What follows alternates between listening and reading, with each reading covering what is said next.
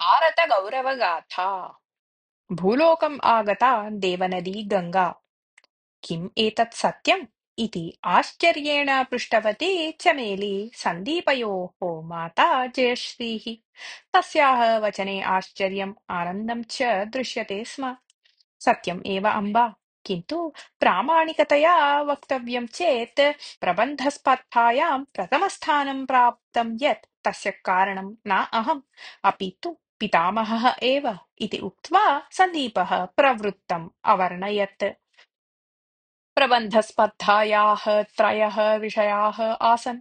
भारतेतिहासीयं भवत्प्रियं पात्रं, भारतीयपुराणोक्तं भवत्प्रियपात्रं, भवत्प्रियं यत्किञ्चित् पात्रम् इत्येषेषु त्रिषु यङ्किञ्चित् विषयम् अधिकृत्य प्रबन्धः लेखनीयः आसीत्। मया तु द्वितीयः विषयः चितः। नचिकेतसः कथा मया निरूपिता।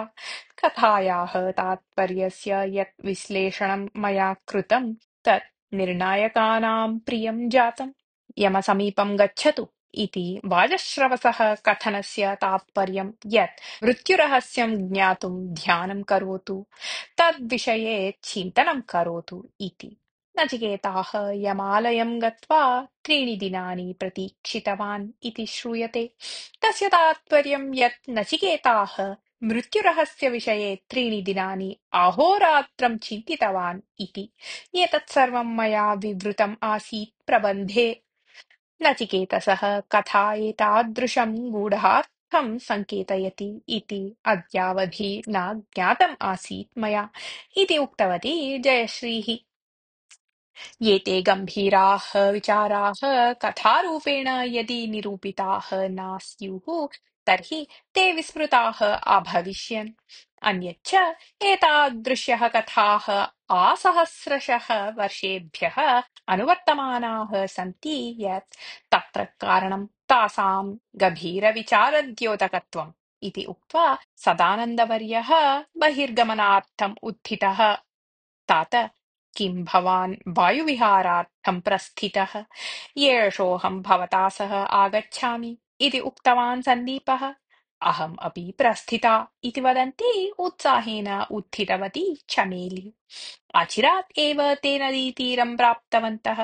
वयं गङ्गायाः उपनद्याः तीरे खलु वसामः।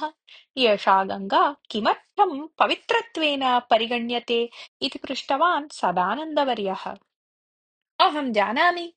गङ्गानद्याः तीरे ऋषिकेशः, हरिद्वारं, वाराणसी इत्यादीनि पवित्रक्षेत्राणि यतः सन्ति, अतः सा नदी पवित्रतमा जाता इति उत्साहेन उक्तवती चमेली। विपरीततया वदति भवती।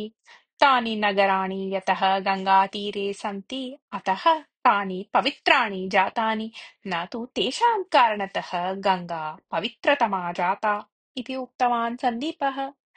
अलं बुद्धिमत्ता प्रदर्शनसाहसेन इति कोपमिश्रितेन स्वरेण उक्तवती चमेली।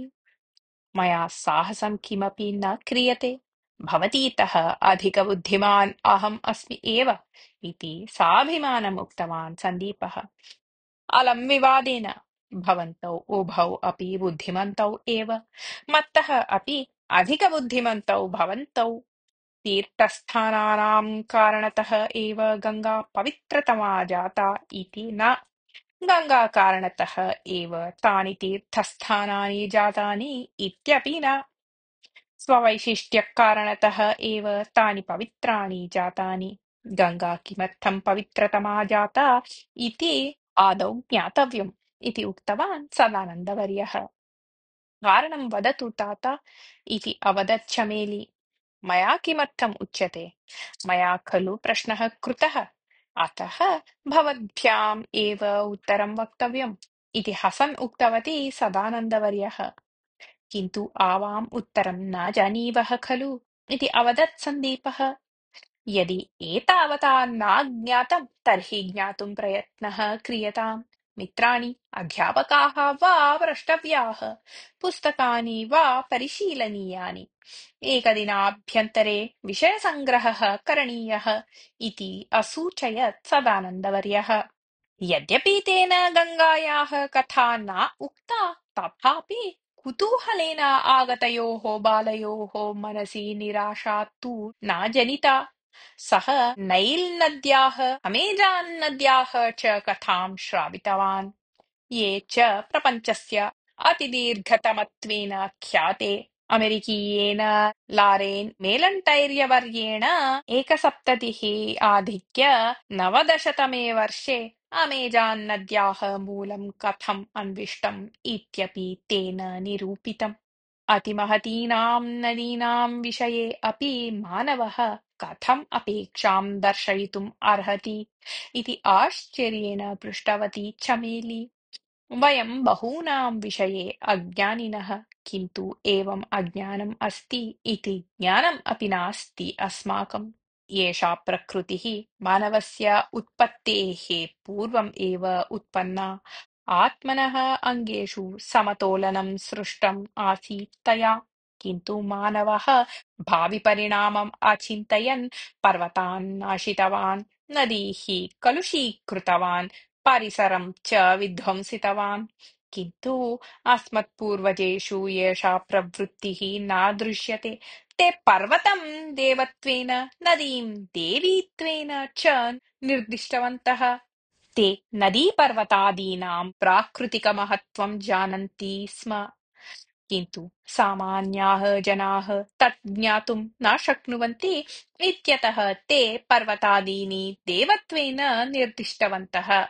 सामान्यैः तु नदीपर्वतादयः देवत्वेन दृष्टाः, भक्त्या पूजिताः च। तेन नदीपर्वतादीनां संरक्षणं सिद्धम् इति विवृतवान् सदानन्दवर्यः।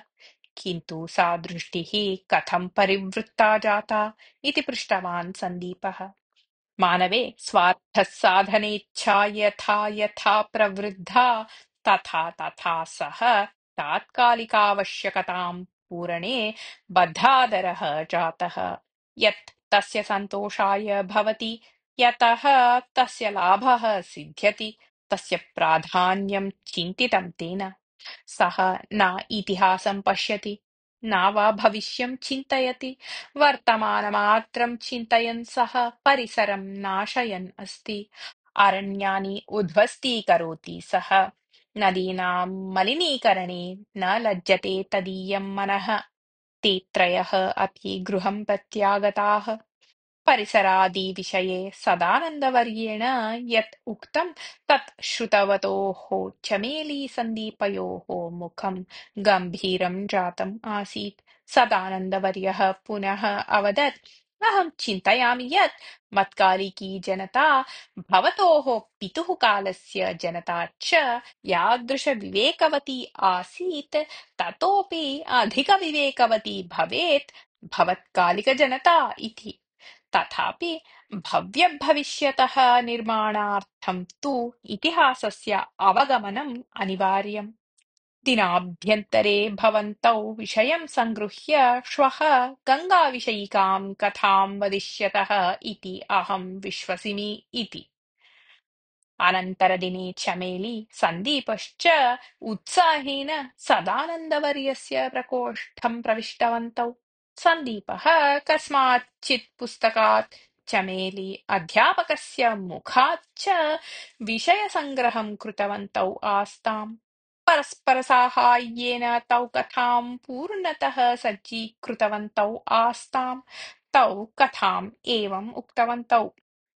पूर्वं सगरो नाम नृपः आसीत्। सः कदाचित् सङ्कल्पितवान् आसीत् यत् अश्वमेधयागः करणीयः इति। अश्वमेधयागः प्रवृत्तः। यागाङ्गतया अश्वः प्रेषितः। समग्रे प्रपञ्चे अटित्वा केनापि अबद्धः सः यदि प्रत्यागच्छेत्, तर्हि सगरः चक्रवर्ती भवेत्। किन्तु कदाचित् आश्चर्यकररीत्या सगरस्य अश्वः अदृश्यतां गतः।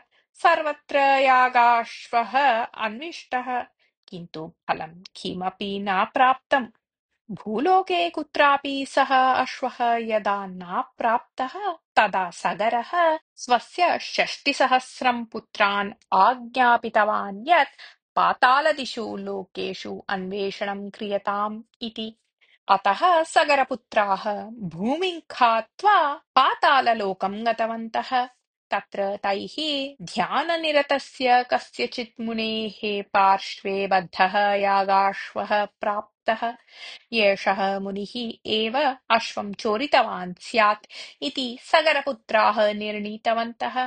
किन्तु एतत् सर्वम् इन्द्रेण कृतम् आसीत्। सः यागाश्वं पातालं नीत्वा तस्य मुनेः पार्श्वे बद्ध्वा गतवान् आसीत्। एतत् अजानन्तः सगरपुत्राः तं मुनिं भर्त्सितवन्तः, पीडितवन्तः च। तेन क्रुद्धः सः मुनिः शापेन तान् सर्वान् भस्मीकृतवान्। तस्य मुनेः नाम कपिलः इति। पुत्राणां भस्मीभवनवार्तां श्रुत्वा सगरः नितरां खिन्नः। किन्तु सः एतद्विषये किमपि कर्तुं न शक्तवान्। तस्य पौत्रः अंशुमान् अपि असहायः आसीत्। प्रपौत्रः दिलीपः अपि असहायः एव। दिलीपस्य पुत्रः भगीरथः। सः पूर्वजानां कथां श्रुत्वा नितरां खिन्नः। मत्पूर्वजाः कथञ्चित् सद्गतिं प्राप्नुयुः इति सङ्कल्प्य सः कपिलाश्रमं गत्वा पूर्वजानां व्यवहारविषये क्षमां सम्प्रार्थ्य शापविमुक्त्युपायं पृष्टवान्।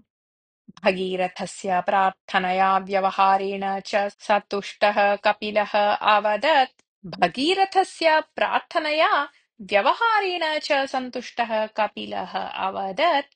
शापः तु फलितः एव। अतः शापात् विमुक्तिः तु असम्भवः। अतः भवत्पूर्वजाः उज्जीविताः तु न भवेयुः एव। किन्तु तेषां सद्गतिप्राप्त्यर्थम् अस्ति कश्चन उपायः, यश्च नितरां कष्टसाध्यः। यदि देवगङ्गा एतत् प्रदेशे प्रवहेत् तर्हि भस्मीभूताः सर्वे सद्गतिं प्राप्नुयुः। किन्तु देवलोके प्रवहत्याः गङ्गायाः पाताललोकं प्रति आनयनं तु न सुलभसाध्यम् इति।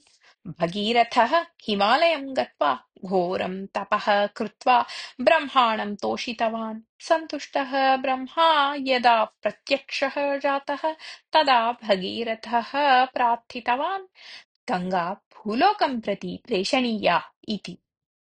ब्रह्मा एतत् अङ्गीकृत्य अवदत् गङ्गा यदि साक्षात् भूमौ पतेत् तर्हि भूमिः विनष्टा भवेत्। तदर्थम् उपायः चिन्तनीयः इति। भगीरथः पुनः अपि घोरं तपः आचर्य शिवम् अतोषयत्। शिवः गङ्गायाः पातं वक्ष्यामि इति अवदत्। गङ्गा देवलोकतः प्रस्थिता। तस्याः पातः भूमिं यथा न नाशयेत् तथा कर्तुं शिवः तां स्वजटाजूटे धृतवान्। ततः गङ्गायाः एका धारा अल्पवेगेन भूमौ अपतत्। गङ्गा भूलोकम् आगता। भगीरथः तां पाताललोकं नीतवान्। गङ्गायाः जलस्य स्पर्शेन सगरपुत्राः सर्वे सद्गतिं प्राप्तवन्तः। कथाकथनस्य समाप्तेः अनन्तरं सन्दीपः अवदत् देवलोकात् यतः गङ्गा आगता, यतः सा सगरपुत्रान् सद्गतिं प्रापितवती, अतः एव सा पवित्रतमत्वेन परिगण्यते इति। सर्वं श्रुत्वा सदानन्दवर्यः अवदत् विषयं सम्यक् सङ्गृह्य भवन्तौ कथां कथितवन्तौ यत् तदर्थं साधवादः समर्प्यते। एतद्विषये अन्या अपि कथा श्रूयते, या च जनैः बहुधा न ज्ञाता। किन्तु सा गङ्गाकथायाः पृष्ठभूमिकां सम्यक् विवृणोति। तदाधारेण वयं गङ्गाकथायाः तात्पर्यं स्पष्टतया अवगन्तुं शक्नुयाम। अत्र स्मर्तव्यं यत् कथाः सर्वाः साङ्केतिकं कमपि अर्थविशेषं निरूपयन्ति इति। देवनदी गङ्गा मृतान् सद्गतिं प्रापयति यत् तस्य तात्पर्यं भवति। पवित्रता येषां मरणकारणं निवारयति इति। गङ्गायाः विषये श्रूयमाणा सा अपरा कथा का इति कुतूहलेन पृष्टवती चमेली। पुनः कदाचित् कथयिष्यामि वत्से इति उक्तवान् सदानन्दवर्य। अनुवर्तते।